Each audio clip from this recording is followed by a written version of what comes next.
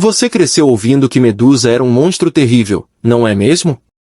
Uma criatura abominável com serpentes no lugar dos cabelos, cujo olhar transformava qualquer homem corajoso em pedra fria. Os livros de história pintaram ela como a vilã perfeita, aquela que os heróis precisavam destruir para provar sua bravura. Mas eu preciso te contar algo que vai quebrar tudo o que você acredita sobre essa história. Durante anos, mergulhei nos textos mais antigos, nas versões que foram deliberadamente escondidas, nas tradições orais que sobreviveram ao tempo. O que descobri me deixou sem dormir por semanas. Medusa não nasceu um monstro.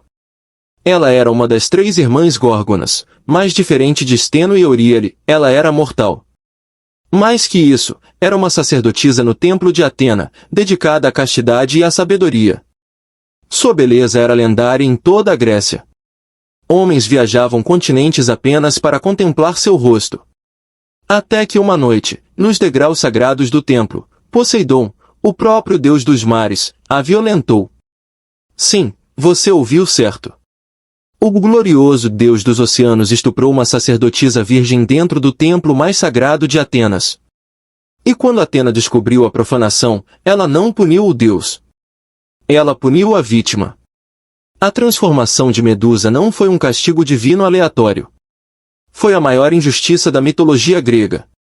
Atena, furiosa pela profanação de seu templo, transformou os cabelos dourados de Medusa em serpentes venenosas e amaldiçoou seus olhos para que qualquer homem que a olhasse se transformasse em pedra. A vítima se tornou o monstro. A mulher violentada virou a assassina. E durante milênios, contamos essa história como se ela fosse a vilã. Há 20 anos dedico minha vida a desenterrar as verdades que poderosos tentaram apagar da história. Hoje vou te contar a história mais perturbadora que já descobri, uma história que vai te fazer questionar tudo o que você sabe sobre justiça, poder e vingança. Antes de começarmos essa jornada sombria juntos, preciso que você faça 3 coisas por mim. Primeira, se inscreva no canal e ative o sininho, porque histórias como essa precisam ser contadas, e sua inscrição me dá força para continuar investigando verdades inconvenientes. Segunda, deixe sua curtida, porque o algoritmo precisa entender que vocês querem mais conteúdo assim, sem medo da verdade crua. E terceira, essa é importante, me conta nos comentários de qual país e cidade você está assistindo. Quero saber onde estão as pessoas corajosas que não fogem quando a história fica pesada. Escreve aí embaixo, assistindo do Brasil, São Paulo ou de onde você estiver. Isso me ajuda a entender até onde nossa mensagem está chegando. Porque o que vou revelar hoje sobre Medusa não é só mitologia antiga, é um reflexo cruel de algo que ainda acontece hoje. A história se repete, os padrões se mantêm, e as vítimas continuam sendo transformadas em vilãs. Então respira fundo, porque vamos mergulhar numa das maiores injustiças já cometidas na história da humanidade. Uma história que foi reescrita pelos homens poderosos para esconder um crime hediondo. A verdadeira história de Medusa começa agora. Imagine a Grécia Antiga no auge de sua glória. Atenas brilhava como uma joia no Mediterrâneo, seus templos de mármore branco refletiam o sol do meio-dia, e o Partênon dominava a paisagem como um gigante protetor. Era nesse cenário de perfeição arquitetônica que vivia Medusa, a mais bela entre todas as mulheres mortais. Diferente do que Hollywood te fez acreditar, Medusa não era um monstro desde o nascimento. Ela pertencia à linhagem das Górgonas, filhas de divindades marinhas primordiais, mas carregava uma característica única entre suas irmãos: ela era mortal. Enquanto Steno e Euríale possuíam imortalidade divina, Medusa sangrava, chorava e podia morrer como qualquer humano. Aos 16 anos, Medusa foi escolhida para servir como sacerdotisa no templo de Atena. Não era uma escolha qualquer, apenas as virgens mais puras e belas eram selecionadas para essa honra suprema. Ela fez votos sagrados de castidade, dedicando sua vida inteira à deusa da sabedoria e da guerra justa. Os cabelos de Medusa eram sua marca registrada. Ondulados e dourados como trigo maduro, caíam em cascata até sua cintura, balançando suavemente enquanto ela caminhava pelos corredores sagrados do templo. Poetas viajavam de ilhas distantes apenas para escrever versos sobre sua beleza. Guerreiros pausavam suas batalhas ao ouvi-la cantar os hinos matinais. Mas a beleza de Medusa ia além da aparência física. Ela possuía uma inteligência aguçada, dominava 7 idiomas e conhecia todos os rituais sagrados de memória. Atena havia escolhido bem sua representante terrena.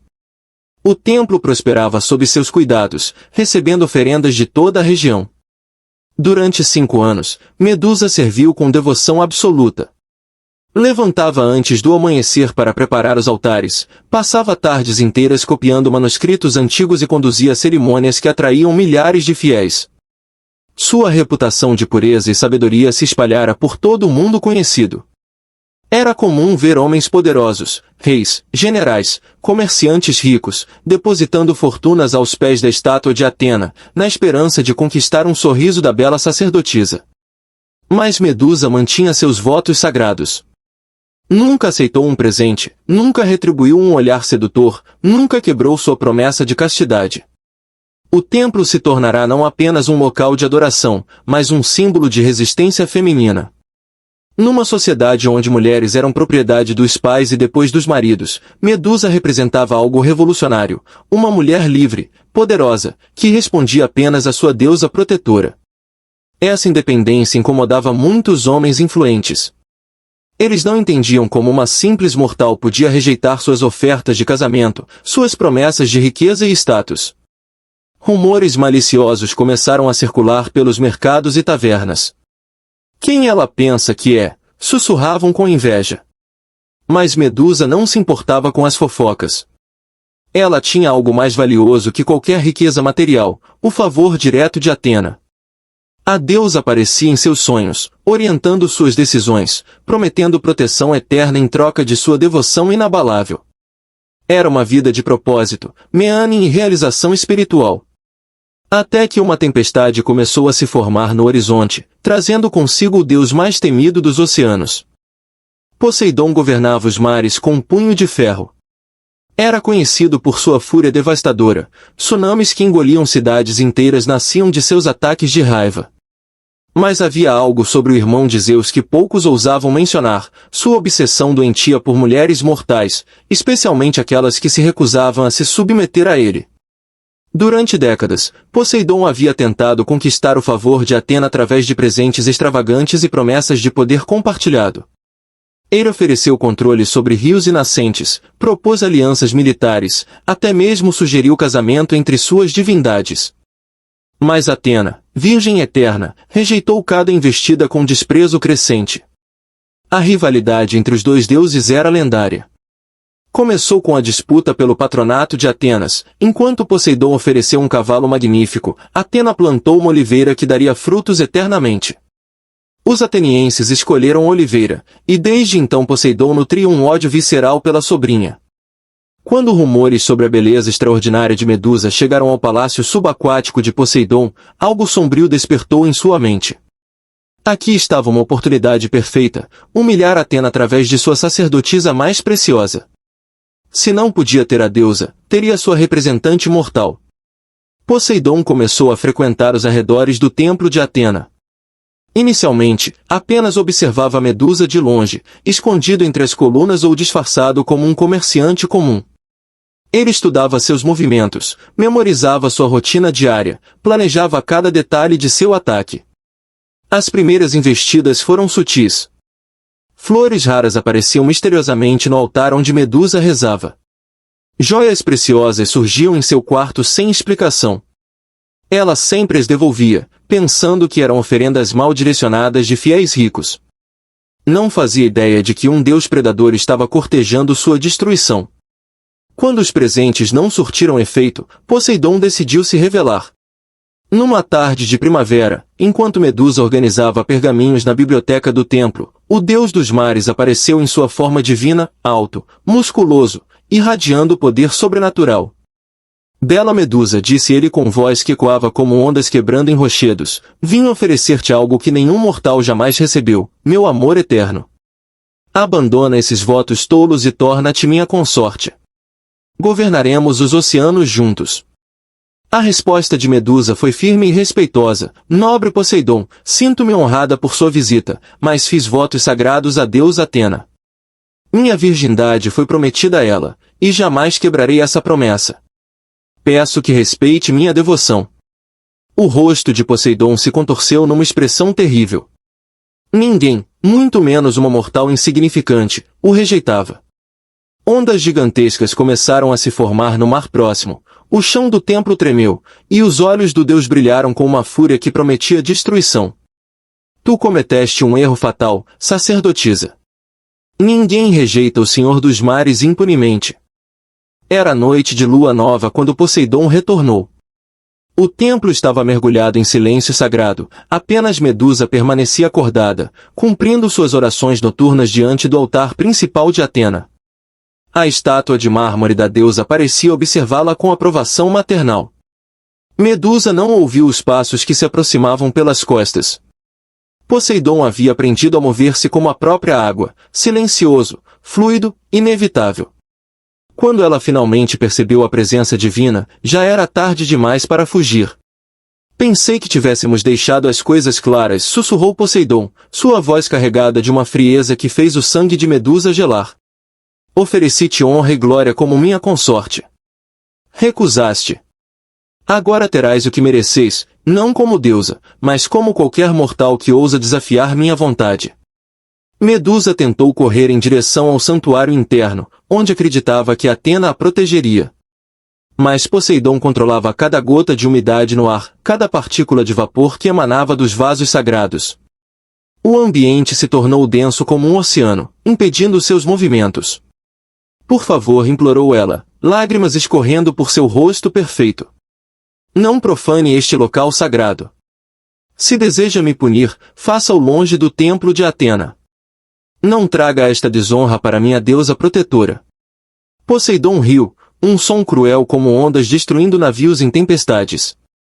Exatamente por isso escolhi este lugar, doce Medusa. Quero que tua querida Atena veja o que acontece quando mortais se recusam a obedecer aos deuses. Quero que ela sinta a mesma humilhação que me fizeste sentir. O que aconteceu nos minutos seguintes foi uma violação não apenas de Medusa, mas de tudo que era sagrado no templo. Poseidon a forçou contra o altar de mármore, ignorando seus gritos desesperados, seus pedidos de misericórdia, suas súplicas para que Atena a salvasse. Durante todo o horror, Medusa manteve os olhos fixos na estátua de Atena, esperando que a qualquer momento sua deusa protetora descesse dos céus para defendê-la.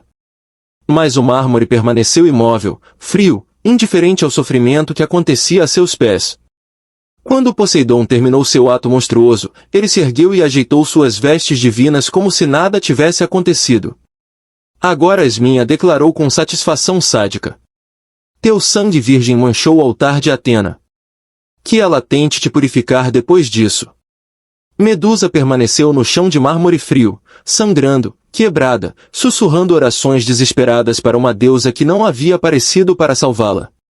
Nas horas que se seguiram, enquanto aguardava algum sinal divino, alguma palavra de consolo, o único som que ecoava no templo era o gotejamento de seu próprio sangue no altar sagrado.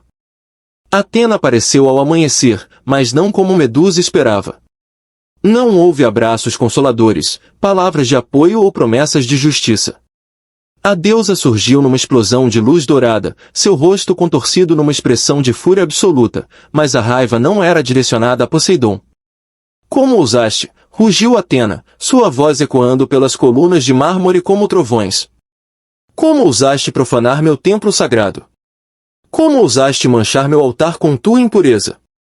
Medusa, ainda ferida e traumatizada, olhou para sua deusa protetora com incompreensão total. Minha senhora, eu não. Poseidon me forçou, eu implorei por sua proteção, eu nunca quis. Silêncio, berrou Atena. Não me importa como aconteceu. O fato é que meu templo foi profanado, meu altar foi manchado com sangue impuro, e tu és a responsável por essa desonra. Uma verdadeira sacerdotisa teria preferido a morte a permitir tal violação. As palavras de Atena cortaram mais fundo que qualquer lâmina.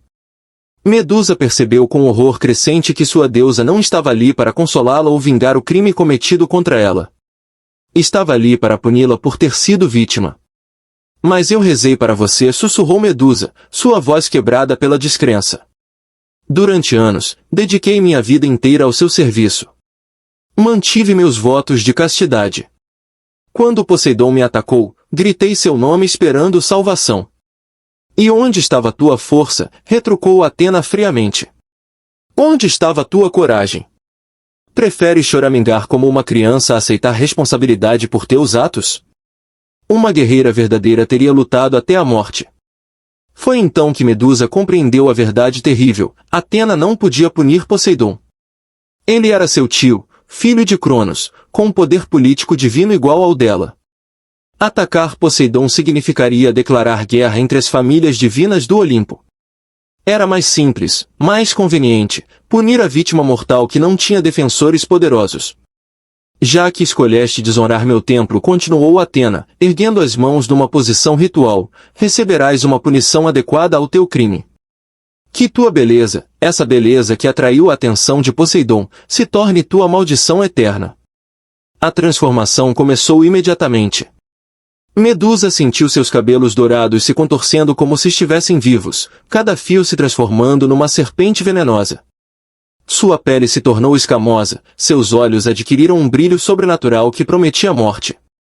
Quando tentou gritar de dor, apenas um sibilo saiu de sua garganta. A vítima havia se tornado monstro. A primeira coisa que Medusa viu com seus novos olhos amaldiçoados foi seu próprio reflexo numa poça de água sagrada.